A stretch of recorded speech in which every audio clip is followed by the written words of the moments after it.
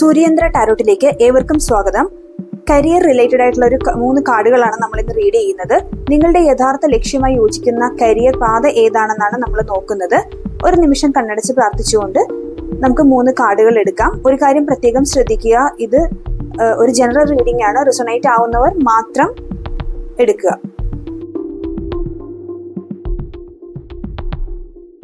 ആദ്യത്തെ കാർഡ് വന്നിരിക്കുന്നത് king of swords ആണ്.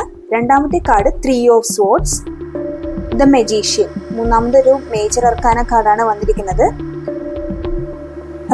ഈ കാർഡുകളുടെ അർത്ഥത്തിലേക്ക് നമുക്ക് പോവാം.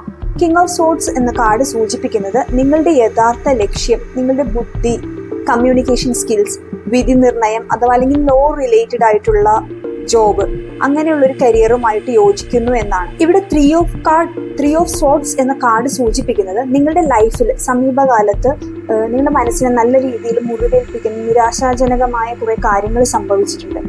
അത് നിങ്ങൾക്കൊരു എക്സ്പീരിയൻസ് ആയി മാറും. നിങ്ങളുടെ മുന്നോട്ടുള്ള യാത്രയിൽ അതൊരു എക്സ്പീരിയൻസ് ആയിരിക്കും, ബെസ്റ്റ് എക്സ്പീരിയൻസ് ആയിരിക്കും. ആ ഒരു എക്സ്പീരിയൻസ് കൊണ്ട് തന്നെ നിങ്ങൾ കൂടുതൽ വിജിലന്റ് ആയിരിക്കും.